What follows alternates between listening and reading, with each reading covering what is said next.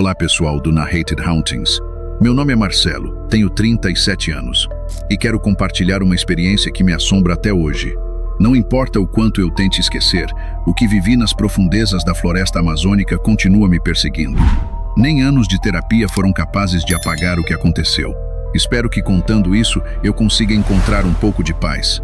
Tudo aconteceu há 6 anos. Eu trabalhava como engenheiro em uma empresa de exploração de gás natural na região de Coari, no coração da Amazônia. O projeto era gigantesco, com várias plataformas e uma vila construída no meio da mata para abrigar os trabalhadores.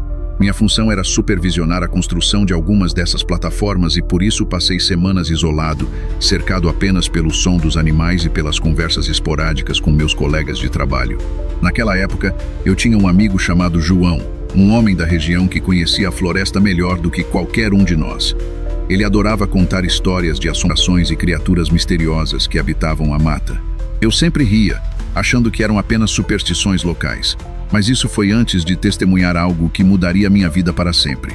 Era uma sexta-feira à noite. O calor era sufocante e, curiosamente, a floresta estava mais silenciosa do que o normal. João e eu decidimos pescar em um trecho remoto do Lago Coari.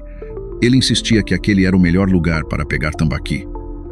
Apesar da hora avançada, embarcamos num pequeno barco e seguimos para uma parte isolada do lago, longe de qualquer outra embarcação. Logo ao nos aproximarmos da margem, senti um desconforto estranho. O ar estava pesado, carregado com uma sensação de expectativa sufocante. Não havia vento, nem mesmo o farfalhar das folhas. Era como se o mundo inteiro estivesse prendendo a respiração. Mencionei isso a João, mas ele apenas deu de ombros. O lago gosta de silêncio, disse. No começo, tudo parecia normal. Pegamos alguns peixes. Conversamos sobre trabalho, família e, claro, as histórias de terror. Aquele silêncio absoluto e o jeito como as águas do lago pareciam imóveis, como vidro, sem uma única ondulação. Foi então que ouvimos o som.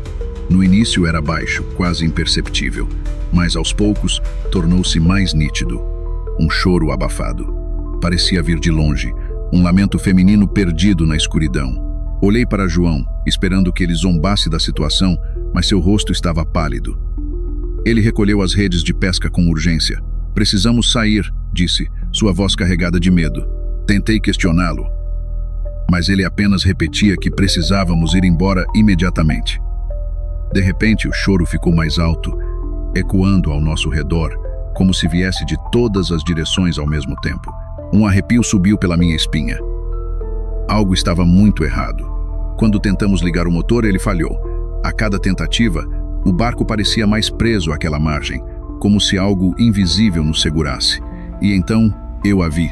Na beira do lago, entre as árvores, havia uma figura feminina. Seu vestido branco estava rasgado e encharcado, grudando em sua pele pálida. Os cabelos longos e escuros cobriam seu rosto, mas eu sentia seu olhar sobre nós. Meu coração disparou. Nunca na minha vida eu sentido tanto medo. João também a viu. Ele começou a rezar, murmurando palavras em uma língua que eu não reconhecia. Ela não pode nos seguir na água, ele disse, quase suplicando. Mas eu não tinha tanta certeza. A mulher começou a se mover. Seus pés pareciam flutuar sobre as raízes retorcidas das árvores, e a cada passo o choro ficava mais alto. Não era mais apenas uma mulher chorando. Agora eram várias vozes, um coro de lamentos angustiantes, repleto de dor e desespero.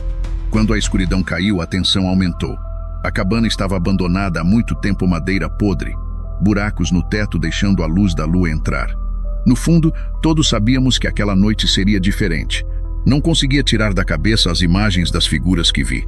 Geraldo acendeu uma vela e começou a murmurar uma oração, mas isso não trouxe conforto. Pelo contrário, o silêncio ficou ainda mais profundo. O vento parou. Até o som das folhas desapareceu. Era como se estivéssemos isolados do mundo. Por volta das 3 da manhã eu ouvi um farfalhar no início, como algo se arrastando pelo chão. Depois, ficou mais intenso, mais próximo. Todos estavam acordados, congelados de medo. Pedro, o fotógrafo, foi o primeiro a se mexer. Fez sinal para Geraldo e os dois pegaram suas lanternas, saindo para verificar. Queria impedi-los.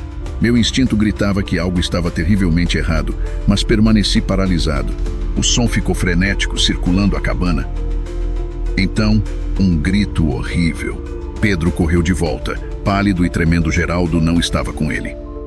Pegaram ele, ele sussurrou, apertando o peito como se estivesse sufocando. Pela janela vimos um vulto se movendo, menor do que os que vi antes, mas de alguma forma mais ameaçador. Então, bang! A porta foi escancarada. O que entrou não era humano. Era alto, magro, com pele enrugada e olhos negros sem vida. Seu rosto parecia uma máscara de madeira rachada e marcada. Ficou ali nos observando. O tempo se estendeu em uma eternidade. Quando finalmente deu um passo à frente, soubesse não corrêssemos, não sairíamos vivos dali. Pegamos o que conseguimos e corremos para a selva. O grito de Pedro ainda ecoava atrás de mim, mas eu nunca olhei para trás.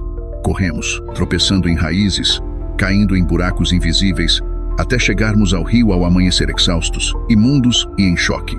Sem uma palavra, embarcamos no barco e aceleramos rumo à vila mais próxima, perto de Alvarães. Os moradores nos levaram a Manaus no dia seguinte. Até hoje não sei o que encontramos, se era algo sobrenatural ou fruto do medo consumindo minha mente, mas as memórias ainda me assombram. Depois daquela noite, abandonei minha carreira tentando esquecer, mas nunca consegui. Nenhuma terapia, nenhuma meditação, nada apaga o horror daquela noite. Se você está ouvindo isso, me diga, já sentiu um medo absoluto e paralisante? Um terror que se infiltra na alma? Não sei se compartilhar essa história ajudará, mas talvez alguém aí fora entenda o que passei.